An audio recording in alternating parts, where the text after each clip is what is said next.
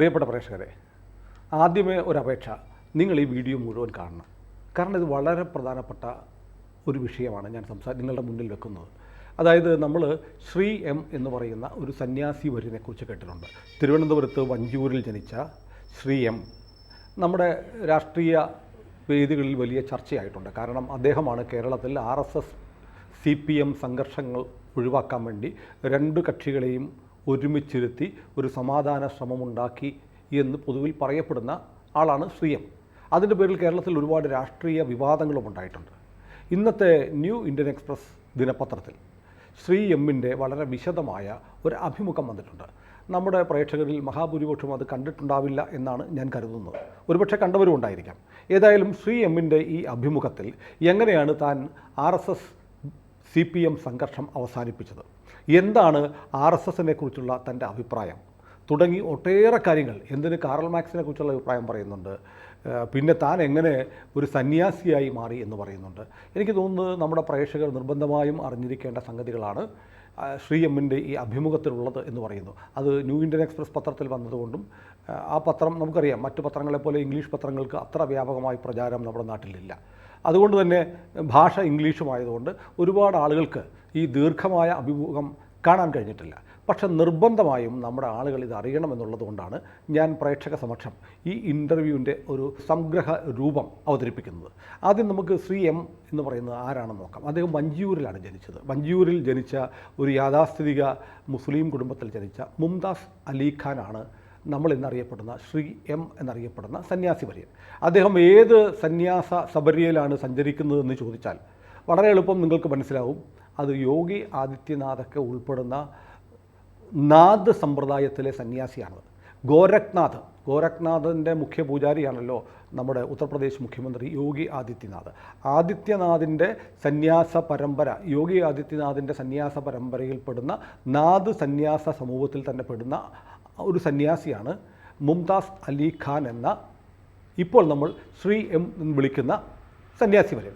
അദ്ദേഹം മഹാവതാർ ബാബാജിയുടെ ശിഷ്യനായിരുന്ന മഹേശ്വർനാഥ് ബാബാജിയുടെ ശിഷ്യനായിരുന്നു. അദ്ദേഹത്തിന് ദീക്ഷ നൽകുമ്പോൾ നൽകിയ പേര് മധുകർനാഥ് എന്നായിരുന്നു. മധുകർനാഥിൻ്റെ M ആണ്, അല്ലെങ്കിൽ മുംതാസ് അലി ഖാൻ്റെ M ആണ് നമ്മളിപ്പോൾ അറിയപ്പെടുന്ന M എന്ന് വേണമെങ്കിൽ പറയാം. അപ്പോൾ മധുകർനാഥ് ജി എന്ന പേരിൽ നാഥ് സമ്പ്രദായത്തിലെ സന്യാസിയായതിനു ശേഷം ഈ നാഥ് സമ്പ്രദായത്തിൽ ഗൃഹസ്ഥികൾക്കും സന്യാസം സ്വീകരിക്കാം, അതിനുള്ള വ്യവസ്ഥയുണ്ട്. അങ്ങനെ അദ്ദേഹം നിലവിലുള്ള ജീവിത രീതി തന്നെ തുടർന്നുകൊണ്ട് സന്യാസ പരമ്പരയുടെ ഭാഗമാകാൻ മഹേശ്വർനാഥ് ബാബാജി അദ്ദേഹത്തിന് അനുവാദം കൊടുത്തു. അങ്ങനെയാണ് അദ്ദേഹം ശ്രീ എം എന്ന പേരിൽ അദ്ദേഹത്തിൻ്റെ ഈ ആത്മീയ യാത്ര തുടരുന്നത്. അപ്പോൾ അങ്ങനെ ഇരിക്കുമ്പോൾ അദ്ദേഹത്തെ ശ്രീ എം എന്നുള്ള വിളിപ്പേര് എങ്ങനെ വന്നു എന്ന് ചോദിച്ചാൽ ദില്ലിയിലെ ഒരു രാജകുടുംബത്തിൽ പെട്ട ഒരാളാണ് മിസ്റ്റർ എം എന്ന് അദ്ദേഹത്തെ വിളിച്ചത്. അങ്ങനെ വിളിച്ചു കഴിഞ്ഞപ്പോൾ പെട്ടെന്ന് അവർ തന്നെ തിരുത്തി, മിസ്റ്റർ എം എന്ന് വിളിച്ചാൽ അതൊരു സുഖമില്ല, അതുകൊണ്ട് ശ്രീമാൻ ശ്രീ എം എന്ന് വിളിക്കാം എന്ന് തീരുമാനിച്ചു. അതിനെക്കുറിച്ച് എം പറയുന്നത്, അത് വേണമെങ്കിൽ നന്നായി മിസ്റ്റർ എം എന്ന് വിളിച്ചിരുന്നെങ്കിൽ നമ്മൾ ജെയിംസ് ബോണ്ട് കഥകളിൽ ജെയിംസ് ബോണ്ടിൻ്റെ മേലാഫീസറായ ഒരു മിസ്റ്റർ എം ഉണ്ടല്ലോ, അതുപോലെ വ്യാഖ്യാനിക്കപ്പെടും എന്ന് തമാശയായി അദ്ദേഹം പറയാറുണ്ട്.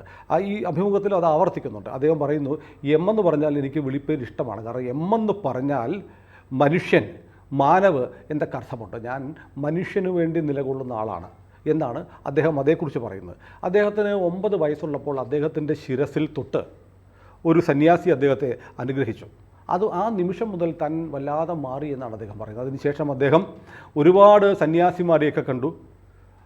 സന്യാസിമാരെയൊക്കെ കണ്ടിട്ട് സന്യാസിമാർ പങ്കെടുക്കുന്ന ചടങ്ങുകളിലൊക്കെ പങ്കെടുക്കുമായിരുന്നു.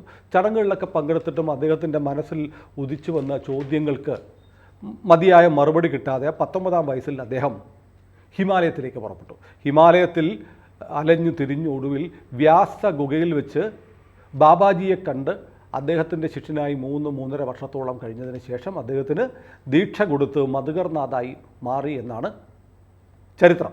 അങ്ങനെയാണ് നമ്മൾ ഇന്ന് കാണുന്ന ശ്രീ എം എന്ന് പറയുന്ന, കേരളത്തിൽ അത്ര വ്യാപകമായി അദ്ദേഹത്തെ അറിയുന്ന ആളുകൾ കുറവാണ്, അദ്ദേഹം ഇന്നത്തെ നിലയിലുള്ള ഒരു സന്യാസിയായി മാറിയത്. ഇതാണ് അദ്ദേഹത്തിൻ്റെ ഒരു ബയോപിക് എന്ന് പറയുന്നത്. ഇത് ഒരുപക്ഷെ ശ്രീ എമ്മിനെ പലരും കേട്ടിട്ടുണ്ട്. ആരാണ് ശ്രീ എം എന്ന് അറിഞ്ഞുകൂടാത്ത ആളുകളുടെ ഒരു അറിവിന് വേണ്ടിയാണ് ഈ ആമുഖം ഞാൻ പറഞ്ഞത്. ഈ ആമുഖത്തിൻ്റെ തുടർച്ച എന്ന നിലയിൽ അദ്ദേഹത്തോട് ചോദിക്കാം, എന്തുകൊണ്ടാണ് അങ്ങ് ഇസ്ലാം വിട്ട് ഹിന്ദുയിസം സെലക്ട് ചെയ്തത് എന്നൊരു ചോദ്യം അഭിമുഖത്തിൽ ഇന്ത്യൻ എക്സ്പ്രസിൻ്റെ ഒരു ടീമാണ് എമ്മിനെ ഇൻ്റർവ്യൂ ചെയ്തിരിക്കുന്നത്. 5-6 പേരുണ്ട്. അവർ ഒരുമിച്ചിരുന്ന് അദ്ദേഹത്തെ ചോദ്യശരങ്ങൾ കൊണ്ട് പൊതിഞ്ഞിട്ടാണ് ഈ അഭിമുഖം തയ്യാറാക്കിയിരിക്കുന്നത്. അപ്പോൾ അവർ ചോദിച്ചു, പാരമ്പര്യ മുസ്ലിം കുടുംബത്തിൽ പിറന്ന അങ്ങ് എന്തുകൊണ്ടാണ് ഹിന്ദുവായി മാറിയത്? അദ്ദേഹം പറഞ്ഞു, ഹിന്ദു മതത്തിൻ്റെ ഒരു ഗുണമുണ്ട്. ഹിന്ദു മതത്തിൽ ചോദ്യം ചെയ്യാനുള്ള അവകാശമുണ്ട്, പുതിയത് നേടാനുള്ള സ്വാതന്ത്ര്യം നൽകുന്നുണ്ട്.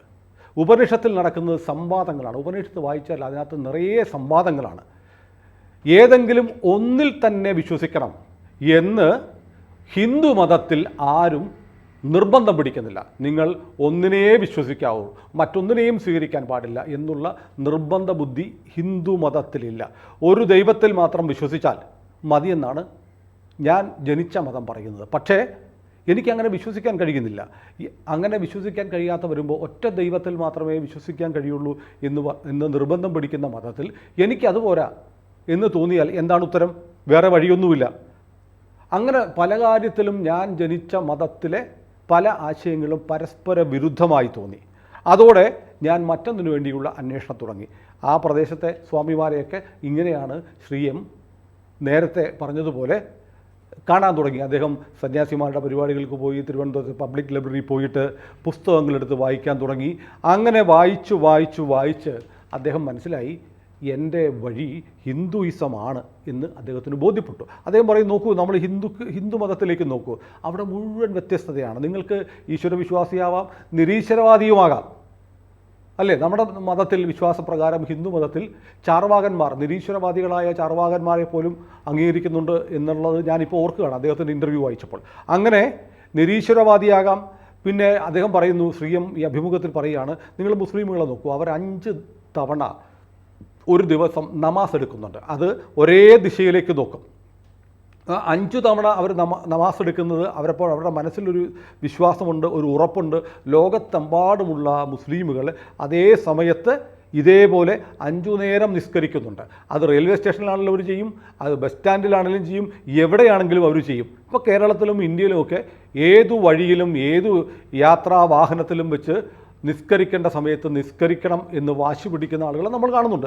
ആ പശ്ചാത്തലത്തിലാണ് എം ഇത് പറയുന്നത്. പക്ഷേ ഹിന്ദുക്കൾക്ക് വൈകുന്നേരം അല്ലെങ്കിൽ രാവിലെ ഗായത്രി മന്ത്രമോ അല്ലെങ്കിൽ സന്ധ്യാവന്ദനമോ ചൊല്ലണമെന്ന് കരുതി രാവിലെയോ വൈകുന്നേരമോ പൊതു ഇടങ്ങളിൽ അല്ലെങ്കിൽ സിനിമാ തിയേറ്ററിൽ അല്ലെങ്കിൽ വിമാനത്തിൽ പോകുമ്പോൾ അല്ലെങ്കിൽ തീവണ്ടിയിൽ പോകുമ്പോൾ ഇങ്ങനെ ഹിന്ദുക്കൾ ഇങ്ങനെ ചെയ്യാറുണ്ടോ? ഇല്ല. അവർക്ക് വേണമെങ്കിൽ പ്രാർത്ഥിക്കാം, വേണ്ടെങ്കിൽ പ്രാർത്ഥിക്കണ്ട. ഇങ്ങനെ ഒരു സ്വാതന്ത്ര്യം ഹിന്ദു മതത്തിലുണ്ട്. നിങ്ങൾ ശിരസ് പോലും ഇന്ന സ്ഥലത്തേക്ക് വെക്കണമെന്നുള്ള ഒരു വാശിയും ഹിന്ദു മതത്തിനില്ല. അങ്ങനെ സ്വാതന്ത്ര്യം ഒരുപാട് നൽകുന്ന മതമാണ് ഹിന്ദുമതം. അത് ഹിന്ദുമതത്തിന് മാത്രമാണ് ലോകത്ത് ആ സവിശേഷതയുള്ളത്. അപ്പോൾ ഇന്ത്യൻ എക്സ്പ്രസിൻ്റെ ലേഖകർ അദ്ദേഹത്തോട് ചോദിച്ചു, താങ്കൾ ഇസ്ലാം വിട്ടല്ലോ, ഇസ്ലാം വിട്ടപ്പോൾ താങ്കൾക്ക് ഭീഷണിയുണ്ടോ? അദ്ദേഹം പറഞ്ഞു, എനിക്ക് ഒരുപാട് ഭീഷണിയൊക്കെ ഉണ്ടായിട്ടുണ്ട്. ഇസ്ലാമിൽ എന്താ പറയുന്നത് അറിയാമോ? ശരിയ നിയമപ്രകാരം പറയുന്നത് ഒരാൾ മതം വിട്ടാൽ അവനെ വധിക്കണമെന്നാണ് ഇസ്ലാം പറയുന്നത്. അതുകൊണ്ട് എന്നോട് എതിർപ്പുള്ള ആളുകൾക്കും ആ വിശ്വാസം അവരുടെ മനസ്സിലുണ്ടാവാം. പക്ഷേ എനിക്ക് ഭയമൊന്നുമില്ല. അത്തരം ഭീഷണികളൊക്കെ വന്നിട്ടുണ്ടെങ്കിലും ഞാൻ അതിനൊന്നും കീഴ്പ്പെടാനോ ഭയപ്പെടാനോ പോകുന്നില്ല. എൻ്റെ യാത്ര അങ്ങനെ തുടരുകയാണ് എന്ന് പറയുന്നു. ഈ യാത്രയെക്കുറിച്ച് പറഞ്ഞപ്പോഴാണ് ഞാൻ പെട്ടെന്ന് ഓർക്കുന്നത്, 2015 കന്യാകുമാരി മുതൽ കാശ്മീർ വരെ വാക്ക് ഓഫ് ഹോപ്പ് എന്ന പേരിൽ ശ്രീ എം ഒരു യാത്ര നടത്തി. അത് 7500 കിലോമീറ്റർ ദൈർഘ്യമുള്ള ഒരു പദയാത്രയായിരുന്നു. ആ പദയാത്ര ജനുവരി 12 വിവേകാനന്ദ ജയന്തിക്കാണ് ആരംഭിച്ചത്. അങ്ങനെ ആ പദയാത്ര കേരളത്തിൽ വളരെ രാഷ്ട്രീയ പ്രാധാന്യമുള്ള ഒരു സംഭവത്തിലേക്ക് നയിച്ചു എന്ന് നമുക്ക് കണ്ടെത്താൻ കഴിയും. അദ്ദേഹം ഈ പദയാത്ര ആരംഭിച്ച് മലബാറിലേക്ക് പ്രവേശിക്കണം. കണ്ണൂരെത്തിയപ്പോഴത്തേക്ക് കണ്ണൂരും മലപ്പുറത്തും എത്തിയപ്പോൾ അദ്ദേഹത്തിന് ചില മുന്നറിയിപ്പുകൾ കിട്ടി. അങ്ങ് സംഘർഷഭരിതമായ ജില്ലകളിലൂടെ കടന്നു പോവുകയാണ്. ഇവിടെ RSSും CPMും തമ്മിലുള്ള രാഷ്ട്രീയ പോരാട്ടങ്ങൾ വല്ലാതെ നടക്കുന്നു. ഒരുപാട് കൊലപാതകങ്ങളൊക്കെ നടന്നിട്ടുണ്ട്. ഒരുപക്ഷെ അങ്ങയുടെ ഈ പദയാത്ര ആക്രമിക്കപ്പെട്ടേക്കാം എന്നുള്ളൊരു മുന്നറിയിപ്പ് അധികൃതർ അദ്ദേഹത്തിന് നൽകി. പക്ഷേ അദ്ദേഹം പറയുന്നു, അദ്ദേഹത്തെ തന്നെ അത്ഭുതപ്പെടുത്തിക്കൊണ്ട് അദ്ദേഹം കണ്ണൂരിലെയും മലപ്പുറത്തെയും പദയാത്ര തുടർന്നപ്പോൾ അദ്ദേഹത്തിൻ്റെ വലതുവശത്ത് അദ്ദേഹത്തോടൊപ്പം സഞ്ചരിച്ചത് RSSകാരാണ്, ഇടതുവശത്ത് CPMകാരും ഉണ്ടായിരുന്നു. ഒരുപക്ഷേ ഇന്ത്യയുടെ ചരിത്രത്തിൽ അല്ലെങ്കിൽ കേരളത്തിൻ്റെ ചരിത്രത്തിൽ, ഇന്ത്യയിൽ നിന്ന് CPM എല്ലായിടത്തും ഇല്ലല്ലോ, കേരളത്തിൻ്റെ ചരിത്രത്തിൽ ഇങ്ങനെ ഒരാൾ പോകുമ്പോൾ വലതുവശത്ത് RSSകാരും ഇടതുവശത്ത് CPMകാരും ഒപ്പം ചേർന്ന് വേണമെങ്കിൽ ഒരു സംരക്ഷണത്തിനെന്ന പോലെ ഒപ്പം നിന്ന് സഞ്ചരിച്ച ഒരു പദയാത്ര CPMകാരും RSSകാരും ഒരുമിച്ച് ഒരു ജാഥയിൽ പോകുന്നത് കേരള ചരിത്രത്തിൽ ഉണ്ടായിട്ടുണ്ടാവില്ല അതിനു മുമ്പ് എന്നാണ് ഈ അഭിമുഖത്തിൽ പറയുന്നത്. അങ്ങനെ വേണമെങ്കിൽ RSSനെയും CPMനെയും ഒരുമിച്ച് കൊണ്ടുവരാൻ കഴിയുമെന്ന് ശ്രീ എമ്മിന് അന്ന് ബോധ്യപ്പെട്ടു. ഇത് അദ്ദേഹത്തിൻ്റെ മനസ്സിൽ ഈ ആശയമുണ്ടായിരുന്നു. ഇതെല്ലാം കഴിഞ്ഞപ്പോൾ ഈ പദയാത്രയ്ക്ക് ശേഷം അദ്ദേഹത്തിന് തോന്നി, അങ്ങനെ ഉണ്ടെങ്കിൽ രണ്ടു വിഭാഗത്തിൽപ്പെട്ട ഈ നേതാക്കന്മാരെ ഒരുമിച്ചിരുത്തി കേരളത്തെ വല്ലാതെ വിഷമിപ്പിക്കുന്ന ഒരുപാട് കുടുംബങ്ങളെ തീരാ കണ്ണീരിലാഴ്ത്തിയ ഈ പരസ്പരം ഏറ്റുമുട്ടൽ അവസാനിപ്പിക്കാൻ കഴിയുമോ എന്നൊരാശയം അദ്ദേഹത്തിൻ്റെ മനസ്സിലേക്ക് വരികയും അദ്ദേഹം 3 പേരോട് ആദ്യം P. ജയരാജനോട് സംസാരിച്ചു, RSSൻ്റെ ഉന്നത നേതൃത്വവുമായി ഡൽഹിയിൽ വെച്ച് സംസാരിച്ചു. അതിനുശേഷം കേരളത്തിൽ 3 പേരുമായി താൻ ചർച്ച നടത്തി എന്ന് ശ്രീ എം അഭിമുഖത്തിൽപ്പെടുന്നു. പിണറായി വിജയൻ, കോടിയേരി ബാലകൃഷ്ണൻ, ഗോപാലൻകുട്ടി മാസ്റ്റർ, ഈ 3 പേരുമായി സംസാരിച്ച് അക്കാര്യത്തിൽ RSSും CPMും തമ്മിലുള്ള രാഷ്ട്രീയ വൈരം അവസാനിപ്പിച്ച്, കൊലക്കത്തി രാഷ്ട്രീയം അവസാനിപ്പിച്ച് സമാധാനമുണ്ടാക്കാനുള്ള നിർദ്ദേശങ്ങൾ ഈ 3 പേരുടെ യോഗത്തിലൂടെ ഉരുത്തിരിഞ്ഞു വന്നു. അത് നടപ്പാക്കപ്പെട്ടു. അങ്ങനെയാണ് ഇന്ന് കാണുന്ന ഈ സമാധാനം കേരളത്തിലെ 2 പ്രബല വിഭാഗങ്ങൾ തമ്മിലുള്ള രാഷ്ട്രീയ പോര്, കായികമായുള്ള പോര് അവസാനിപ്പിക്കാൻ കഴിഞ്ഞത്. അതിനുവേണ്ടി തങ്ങൾ 3 തവണ യോഗങ്ങൾ ചേർന്നിട്ടുണ്ട് എന്ന് ശ്രീ എം ഈ അഭിമുഖത്തിൽ പറയുന്നുണ്ട്. അതിനുശേഷം അദ്ദേഹം പറയുന്നു, ഈ സമാധാന യോഗമൊക്കെ കഴിഞ്ഞിട്ട് ഈ തീരുമാനമെടുത്തതിന് ശേഷം ഒരു ശാന്തി യാത്ര അദ്ദേഹത്തിൻ്റെ നിർദ്ദേശപ്രകാരം നടന്നു. അതിൽ RSSൻ്റെയും CPMൻ്റെയും പ്രവർത്തകർ ഒരേപോലെ പങ്കെടുത്തു. അത് ഒരുപക്ഷെ കേരള സമൂഹത്തിന് നൽകിയത് ഒരു വലിയ സംഭാവനയാണ്. കാരണം ആരു വിളിച്ചാൽ ഈ 2 പേരെയും ഒരു മേശയ്ക്ക് ചുറ്റും ഇരുത്തി ഒരു തീരുമാനത്തിലേക്ക്, ഒരു സമാധാനപരമായ ഒരു മുന്നോട്ട് പോക്കിലേക്ക് എത്തിക്കാൻ കഴിയുമെന്നുള്ള ഒരു ചോദ്യം കേരളത്തിൻ്റെ മുന്നിലുണ്ടായിരുന്നു. അതിന് സ്വമേധയാ ഒരു നിയോഗം പോലെ ശ്രീ എം വന്നു, ആ ചർച്ച നടത്തി, അങ്ങനെ ഒരു തീരുമാനം ഉണ്ടാക്കാൻ കഴിഞ്ഞു എന്നുള്ളത് വളരെ പ്രധാനപ്പെട്ട കാര്യമാണ്. നമ്മൾ ഓർക്കുന്നുണ്ടല്ലോ, ഈ പറഞ്ഞതുപോലെ പിണറായി വിജയൻ പണ്ട് മാധ്യമപ്രവർത്തകരോട് കടക്ക് പുറത്ത് എന്നൊക്കെ പറഞ്ഞത്. ഇതുപോലെയുള്ളൊരു മീറ്റിങ്ങിൽ മാധ്യമപ്രവർത്തകർ അകത്ത് കയറി റിപ്പോർട്ട് ചെയ്യാൻ ശ്രമിച്ചപ്പോഴാണ് പിണറായി വിജയൻ കടക്ക് പുറത്ത് എന്ന് പറഞ്ഞതും നമുക്കറിയാം. ഏതായാലും കേരളത്തെ സംബന്ധിച്ചിടത്തോളം വളരെ വലിയ ഒരു സംഭാവനയാണ് ആ മേഖലയിൽ ശ്രീ എം നൽകിയത്. ശ്രീ എമ്മിനോട് ഇന്ത്യൻ എക്സ്പ്രസ് പിന്നെ ചോദിക്കുകയാണ്, RSSന് ഇപ്പോൾ 100 വയസ്സാവുകയാണ്, അടുത്ത വർഷം RSSൻ്റെ 100ാം വാർഷികം ആഘോഷിക്കാൻ പോവുകയാണ്, എന്താണ് RSSനെ കുറിച്ച് അങ്ങയുടെ അഭിപ്രായം? അപ്പോൾ അദ്ദേഹം പറയുന്നു, RSSനെ കുറിച്ച് ഒരുപാട് പേർക്ക് വല്ലാത്ത തെറ്റിദ്ധാരണയുണ്ട്. RSS പക്ഷേ എന്താണെന്ന് എന്നോട് ചോദിച്ചാൽ അവർക്ക് എല്ലാം ഈ രാജ്യമാണ്, ഭാരതമാണ് RSSൻ്റെ ഊണിലും ഉറക്കത്തിലുമുള്ള വിചാരം. ഭാരതത്തിന് വേണ്ടിയാണ് RSS പ്രവർത്തിക്കുന്നത്. രാജ്യത്തിന് രാഷ്ട്രീയമായോ കായികമായോ സാംസ്കാരികമായോ ഒരു വെല്ലുവിളി, ഒരു ഭീഷണി ഉണ്ടായാൽ RSS അതിനെ ചെറുക്കും.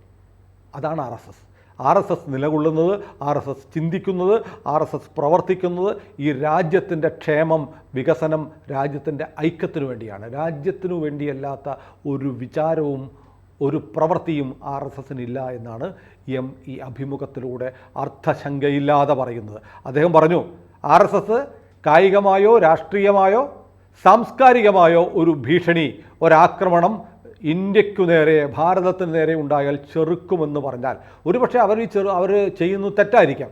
തെറ്റാണോ ശരിയാണോ എന്ന് നോക്കില്ല. പക്ഷേ ഇന്ത്യയെ, ഭാരതത്തെ ദോഷകരമായി ബാധിക്കുന്ന എന്തു വന്നാലും അതിനെ ചെറുക്കുന്നവരാണ് എന്ന് ഈ അഭിമുഖത്തിൽ പറയുന്നുണ്ട്.